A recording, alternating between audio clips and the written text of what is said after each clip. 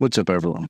So today we're examining a case that kind of perfectly demonstrates the hypocrisy, we'll say, of our two-tier justice system, the FBI's operation of a dark web money laundering service for almost a year. So good question to ask is, have you ever wondered what happens when the people enforcing the law actually become the criminals that they claim to be trying to fight? By the end of this video, you'll understand exactly how this sets a fairly dangerous precedent for surveillance and the specific steps that you personally need to take to try to protect yourself from similar operations that exist. In September of 2023, the FBI and the United States Postal Inspection Service arrested Anurag, who was basically a 30-year-old Indian national. Anurag had been operating a cryptocurrency to cash service under the alias Elon Musk WHM and LA to NYC since April of 2021. Selling crypto is completely legal, but legality means nothing when the feds decide they want you. Like, the federal government can lose trillions without consequence, but if you forget to report that $600 that you sent to one of your relatives on Venmo, the IRS can hit you with 7 years in prison. Why? Because you didn't hand over a cut to the enforcement wing of the Federal Reserve. The IRS contributes nothing to your actual transactions, but they demand a price anyways, just for existing, exactly like old school mafia dons demanding protection money. Anyways, Anurag's business model was pretty straightforward. He advertised on the dark web marketplaces like White House Marketplace, offering to convert cryptocurrency into physical cash. The government calls this money laundering or a money laundering service. But that framing assumes every use of privacy is criminal by default. This fundamentally flawed assumption allows prosecutors to criminalize financial autonomy. And you hear the dumbed down version of this logic when law enforcement tells you if you have nothing to hide, you have nothing to fear, which is a bunch of nonsense. Now, Anurag built an international network using the Hawala system. I hadn't heard of this before researching this case. I'd like to know if you have. The Hawala system works through trusted partners across countries who transfer value without actually moving any physical currency. And the sender gives cash to the local Hawala dealer and receives a code. The dealer contacts their partners in another country telling them how much was received. The sender gives the code to the recipient who uses it to collect the equivalent funds from the partner dealer. There's no banks, no wire transactions. Everything's completed that way. Now, for stealth, he would have his employees package the cash between things like book pages or sealed in multiple envelopes before actually mailing it to the customers. And the government makes this sound very sinister, but consider how difficult they've actually made mailing legal tender in a country that's obsessed with surveilling every transaction. The government describes him as the, quote, the founder and the leader of a vast conspiracy spanning the United States and emanating from India. Now, this language is designed to evoke images of international terrorist cells, and this reframing by default transfers an unlicensed cash-out service into some sinister criminal organization, which justifies things like excessive punishment. And according to the documents, over approximately 2.5 years, Anurag processed around 9.5 million, which is about 300,000 per month. The government inflates this claim, saying that 3,000 packages averaging 8,000 each, totaling 24 million in 19 months. Now, these inflated numbers shock judges, which is what their intent is, without actually showing actual victims or specific crimes. So from this perspective, the volume resembles a mid-tier e-commerce business, not some crazy narco empire that prosecutors are trying to portray. Now, most news outlets that covered this focused on his arrest and his sentencing, or the bootlicking of the FBI celebrating their infiltration while completely ignoring the U.S. postal inspectors. But that's only half of the actual story. After arresting him, the federal government didn't just shut down his operation. They actually took it over and continued running it for approximately 11 months. Federal agents assumed his online identity and processed transactions and communicated with clients and facilitated the very activity that they simultaneously were prosecuting for. And unlike you and me, they operate at a God tier level where criminal acts become righteous when performed with a badge. And for nearly a year, the FBI actively operated a money laundering service, the same activity that earned him a 120-month prison sentence, was actually conducted by federal agents with complete immunity. Now, they pulled similar tactics in Operation Dark Gold, where they continued a crypto for cash service to surveil customers. In my case, they opened a USPS package without any warrants, then used illegally obtained evidence to get a judge to sign off on searching my house. And this represents their standard operating procedure in general, breaking laws to enforce them. Knowing courts will look the other way. Most people who've never been through the system have absolutely no clue how corrupt and criminal it actually is. That's great for them. I wish I had that same level of innocence, but I don't. But the question is, like, what would you do if the government applied one standard to you and another to themselves? The plea agreement states that Anurag was aware that many of his customers engaged in criminal activity. And this confident assertion about people spread across the world reminds me of the early ChatGPT confidently stating complete nonsense. Meanwhile, major banks like HSBC and Wells Fargo have admitted to laundering billions, not just millions, for cartels and terrorist organizations. They receive fines while executives keep their freedom and their bonuses. While this dude gets caged because he wasn't a state-sanctioned, licensed, on Wall Street or making political contributions kind of guy. It's just pure monopoly enforcement at that point. The government justifies this operation by pointing to results, actions against several customers, preventing financial account takeovers worth about $1.4 million and seizures of counterfeit drugs and criminal proceeds. Now, despite surveilling him for 19 months, they couldn't actually tie a single package to a confirmed crime. And this represents guilt by volume, not by content or context.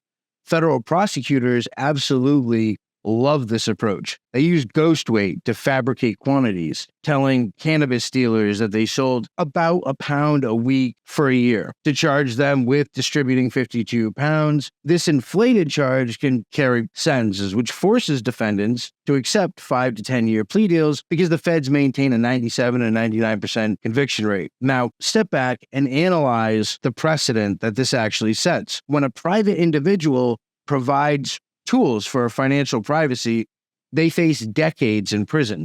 When the government agents perform the identical actions, often on larger scales, by the way, using taxpayer resources, they call it an investigation. Now, this creates a really disturbing incentive, allowing agencies to expand surveillance capabilities, seize additional assets through civil forfeiture, generate headlines, justify budget increases, and create cases against people who might never have actually engaged without government criminal facilitation. So in Anurag's case, the government bragged about more than $5 million in assets already forfeited to the United States. They took everything through civil forfeiture without proving any specific crimes, then stacked enhancements to imprison him for 10 years. The state-sanctioned looting is fairly obvious, and this isn't an isolated incident. It represents a pattern where law enforcement increasingly participates in criminal markets rather than just observing and reporting on them. And we've seen it with the FBI's operation of the encrypted phone company Anam, which reportedly sold devices exclusively to criminals, like they knew. But there's no way that they could actually have guaranteed this. Instead of shutting down the criminal infrastructure, the FBI actually becomes the infrastructure, and they love becoming what they actually hunt. Remember Robert Hansen, This senior FBI agent who was tasked with finding foreign spies ended up selling classified information to the Russians for over 2 decades while he looked for himself. And the agency claims to protect the public, but embeds itself so deeply within the threats that the line between law enforcement and criminal enterprise just completely disappears. Now, Anurag was actually lured to the United States through an approved visa application, then arrested upon arrival. Welcome to America, and then you hear the cuffs tighten, which is why bringing him to the U.S. after already taking his infrastructure and making money from it is the question. And it's because incarceration drives business too. For headlines, taxpayers pay about $125 a day to house a prisoner federally, which is approximately $45,000, while the feds seize assets. Like most defendants, he faced an impossible choice. Either go to trial while locked up, unable to properly research or contribute in any way to his actual defense, hoping that the lawyer paid by the feds would help, or take a deal. Fighting federal charges resembles playing chess where your opponent's pawns are all queens and they can reset the board whenever they want. Looking at the plea agreement, Anurag waives the right to appeal and attack collaterally the guilty plea, conviction, and sentence. There's absolutely nothing forceful about that, right? It happens to everyone in the system, not just these foreigners. When you're sitting in detention without money, with an overworked public defender, while the state has unlimited resources to drag things out for years, these voluntary plea deals absolutely become basically hostage negotiations. That's like, sign here or we'll make it worse. This forms the actual unspoken threat.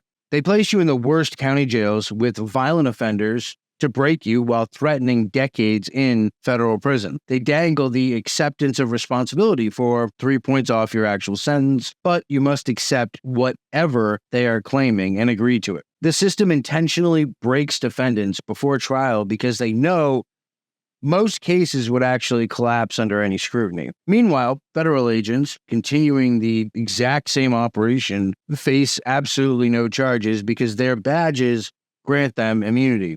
The message is pretty simple for everyone who's actually watching. Identical actions become legal or illegal depending solely on who performs them. If the government creates or maintains criminal services, it prosecutes others for actually using, then how does that actually align with the concept of justice? The plea agreement includes a clause that the United States may void this agreement and seek an indictment, and the defendant waives any right to challenge the initiation of additional federal charges. This is a blank check that allows future punishment if he breathes wrong, and he signed away his rights to actually fight it. And many defendants get tricked into agreeing to this, not to file things like compassionate release motions. And I wrote a book specifically on this topic after fighting the feds and winning freedom 3 years early. And they include provisions to prevent early release, forcing defendants to actually choose between signing or facing trial with that 97 to 99% conviction rate and sentences that are going to be 3 to 10 times longer. The Godfather comes to mind. Either you sign or your brains will be on the contract. Either way, the transparency issue raises even greater concerns, though. When these operations actually happen, who watches the watcher? The prosecution stacked enhancement after enhancement on his case, adding 20 points for $9.5 million in alleged losses without actually tracing most of the transactions, and another 6 points because some funds may have come from drug sales. 4 more points for operating an organized business, as if efficiency itself becomes criminal, and 4 additional points for a leadership role despite evidence of any coercion or actually violence. The base offense level of 8, which typically meaning like 6 to 12 months, often served as probation or at most in a minimum security camp. At movies like Wolf of Wall Street absolutely lied to you, by the way, about Club Fed. These days, It's not like it was in the 90s. Now you eat expired cow hearts and work for 10 cents an hour or face solitary confinement. Feel free to Google that. Those stacked enhancements, each based more on inference than evidence, they inflate the offense level to 39, translating to 262 to 327 months, which is like 21 to 27 years. The only reason he isn't serving 27 years comes from the 20-year cap. The system manufactures extreme punishment starting with minor offenses, pile on unproven assumptions, and multiply the sentence fivefold easy. Like a New York judge once said the feds could indict a ham sandwich, and he was right, and later indicted himself. Now, consider the practical implications if you actually value privacy. If you sent cryptocurrency through Elon Musk's WHM after his arrest, even completely legitimate reasons, you're unwittingly dealt directly with federal agents. Your information was in turn, most likely, collected and potentially stored in government databases. Regardless of your intent, you may have been surveilled along with friends, family, and associates, all for legal transactions with crypto. The government claims that he demonstrated deep disrespect for the law and blindness to victims of drug abuse or computer crimes. And this makes absolutely no sense if you think about it for 3 seconds. He wasn't from this country or charged with drug trafficking or hacking. The laws of other countries?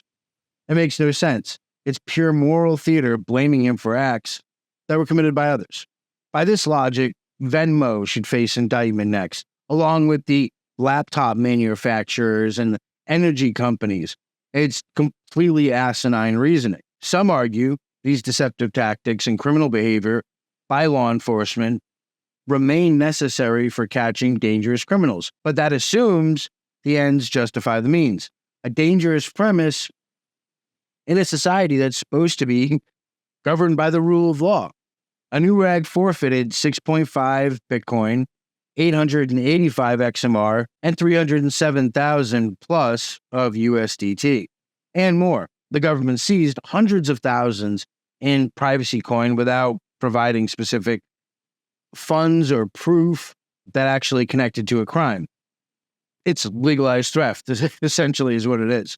Now, treat any service aggressively promoting anonymous or untraceable features, especially if it's on Dread or Onions or Telegram, as very much potentially state-run or compromised. A higher honeypot probability, we'll call it, comes with stronger invisibility claims. If they say it over and over again, that's when I'd start to get worried. Especially if it lacks technical transparency. And this applies to closed source software generally.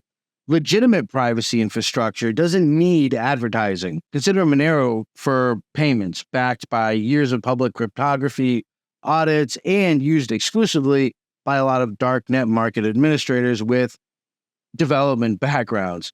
Tools like CubesOS and Unix publish verifiable build logs that you can actually check out.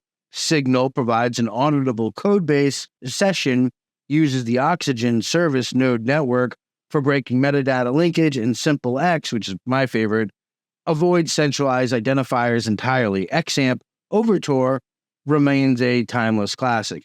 These projects earn trust through public threat models with reproducible builds and audit histories, not by promising safety. And this embodies the whole idea of don't trust, verify. My advice is to never trust darknet reviews or trust scores because all of those can be manipulated or funded. Elon Musk's WHM remained highly rated even after compromise, proving positive reputation can be strategically manipulated. I conducted a ton of cash outs with Gold, a vendor with a sterling 7-year reputation for consistency who turned out to be federal agents. Again, legal transactions, but it didn't matter due to the parallel construction tactics that they ended up using. Master the core stack, which is PGP for asymmetric encryption, Tails OS for ephemeral leave no trace sessions, KeePass XC for air-capped password management, Vericrypt with cascaded AES, and Serpent for full-stack encryption. I keep KeePass on an encrypted USB or SD card, keeping all credentials fully encrypted outside the operating system, and OnionShare or Magic Wormhole for things like anonymous file transfer, preferably the former. Avoid security through outsourcing, including shady privacy VPNs. When countless YouTubers shill a particular VPN solution, avoid them. Most would actually sell their mothers for brand deals. Finally, understand surveillance motives extend far beyond actually stopping crime. They criminalize privacy themselves. Now, Anurag requested entry into RDAP, which is the Federal Prison System's drug program. The court denied him, not due to some eligibility concerns, but to prevent his early release. You get a little bit of time off. The system deliberately chose suffering over rehabilitation, signaling that autonomy and resistance represent the actual targets here. The more privacy that you reclaim, the more suspicious you actually become, because privacy absolutely threatens power. Federal sentencing explicitly includes a deterrence factor in some cases to make examples of defendants, literally adding time specifically to generate headlines. This is really what it's for. This whole case transcends one operator. It demonstrates evolving state surveillance tactics with increasing boldness with which agencies violate laws they claim to be upholding. The government labeled his operation criminal solely because it wasn't state sanctioned or licensed, while far bigger money launderers roam freely to this day. And like I said before, this represents monopoly enforcement. It's a very simple thing. The question we should ask isn't whether these tactics work effectively, but whether a society employing them can still claim to be free. So stay vigilant, question everything, especially claims from those demanding authority. As always, I'll see you in the next video.